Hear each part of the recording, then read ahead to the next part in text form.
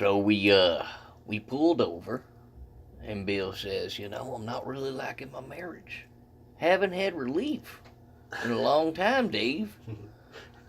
And I just kind of chuckled because, he's just going on and on. But then I looked at his pants, and I see that he's sexually aroused.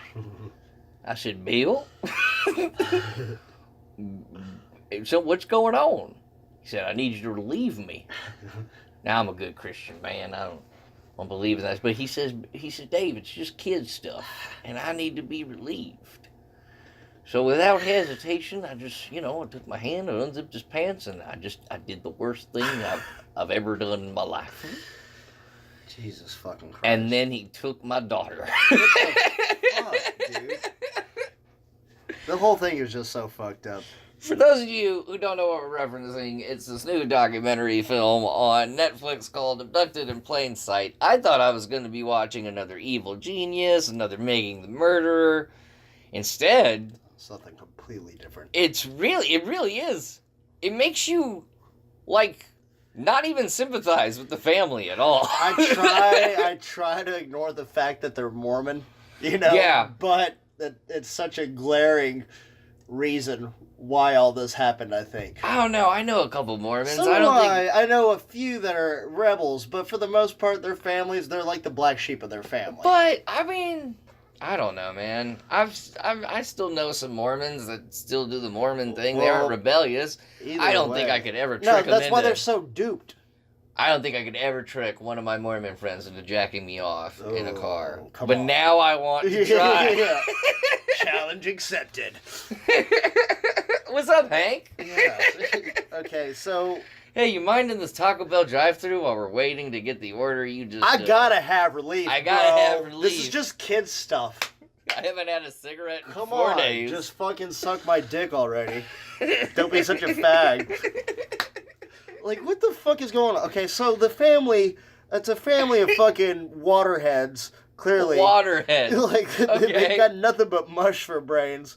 They let this guy weasel his way into their lives and abduct their daughter, but not only once, but twice. He seduces the whole fucking family. Weasels get into families with less effort. Oh, Jesus Christ. This guy. They're just like, hey, what's up, I'm B. They're like, oh, do me. At some point, I feel like he's not even trying to kidnap.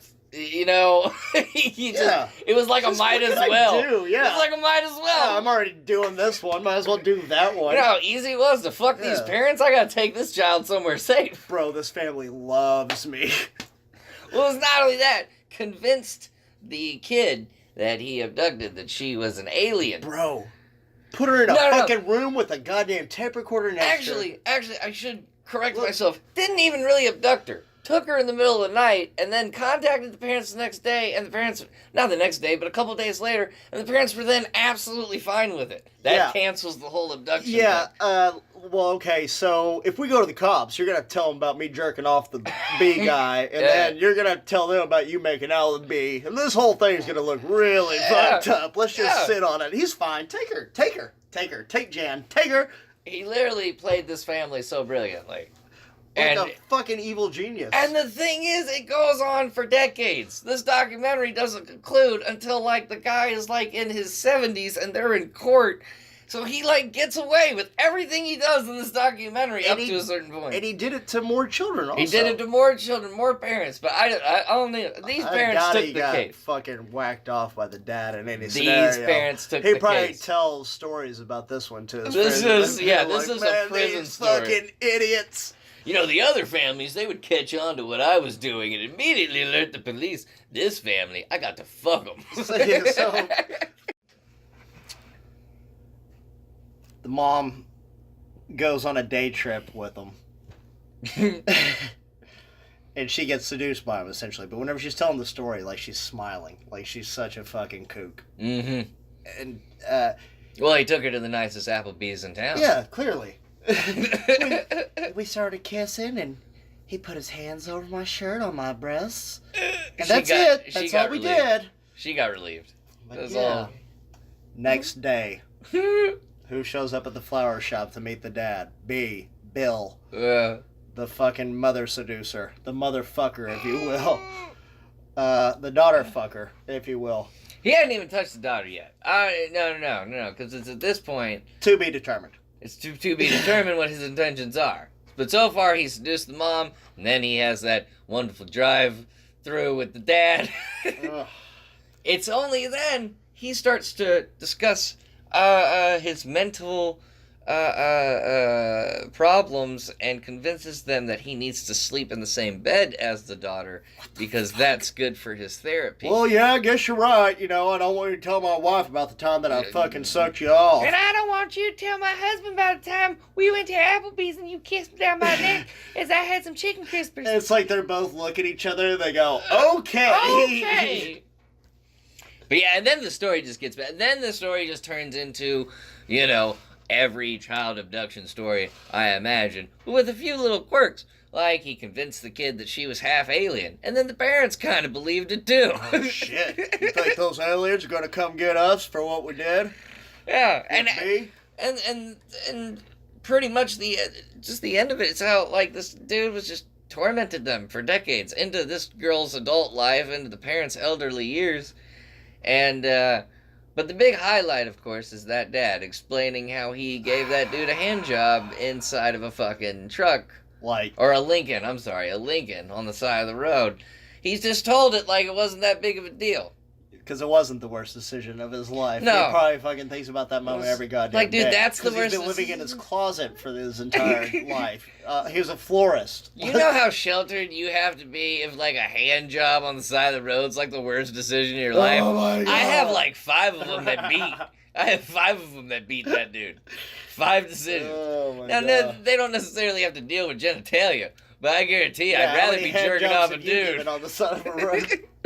You know, I'd rather be jerking off a dude on the side of the road than, I don't know, jail. Yeah, or, you know, letting him sleep with my daughter. I'll take the shot for you, dear. I love you that much. Nope. You can have my daughter. I'm just jerking you off for fun. Okay. It's like the mid-70s at this point. What song are they playing on the radio while this is going down? What's new, Pussycat? Whoa, whoa, whoa. It's been a long time since I rock and roll. I wanna touch you all over. Remember, he has to jack off to the rhythm of whatever song. Over and again. Dancing Queen. Yeah. Jesus Christ. Crack that whip. Yeah. Little soon there. No, that was 79. Oh yeah. Well, still, this is early 70s. Let's see. Okay, so where does Netflix go from here? Because they've done Making a Murderer, Evil Genius. Here we go, Abducted in Plain Sight. Oh, how are you gonna top the Abducted? Ted Bundy tapes before that. The Ted Bundy tapes before that. But how do you top Abducted in Plain Sight? What's the next one? You have to like infiltrate the Ice, Vatican or something. Ice Road Jerkers.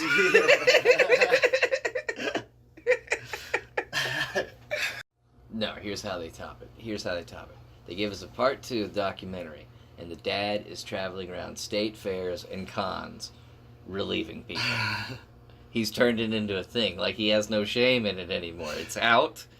And this is about his life after the success of Abducted in Plain Sight. Jesus Christ. They're just going to Comic-Cons, state People fairs. are like in lines. By like the you have drones. to have the fucking pass, like you got the hand job pass while you're at San Diego Comic-Con. Like it's a line that goes all the fucking way around the building. My dad went to San Diego Comic-Con, and all he got me was this hand job. This lousy hand job. This lousy hand job. Motherfucking dad's hand has fucking calluses all over it at the end of the day. Do you think he wears a glove whenever he does it? Like, does he lube it? Like, how does he do this? And How does you he know keep that hand working? You know what they call it? What's that? Instead of abducted Plain Sight, instead of adopted behind closed doors. Oh my God. Bam! Travel around the country. Fucking Road show. Just a road show of him jerking people Like off. fucking Then taking sideshow. selfies with them. Yeah. There are a couple moments Hey, where I just want a picture of the hand. Let me get a picture of me in the hand. I don't need your face. Who are you? Yeah. Who are you? Yeah, just let me see. Me in the hand. Yeah, that right there. I like that one. That's a good pick. Yeah, right next to my face. And every like maybe like 2 or 3 moments in the documentary, he has points where he breaks down, starts crying. What is his life about? But then the next day, he just wakes up back to jerking it, taking selfies with his hand, counting money at the end of the night with that fucking sloppy hand of his. And if this all goes down, it's because that show got successfully popular. So if that old man who jerked off that kidnapper is touring around the country jerking people off, it is the crowd's fault for liking Abducted in Plain Sight to begin with. That's right. Boom! You see how I wrapped that up in there, Jake? You see how we ended? My mind is fucking blown. Your mind bro. is blown, isn't it? Jesus Christ. For crowd's fault. I'm Dan. Blown to be blown by Mr. Hands. My name is Jake. We're gonna relieve each other now. Thanks for watching. Thanks for listening. Damn it. Jerk it.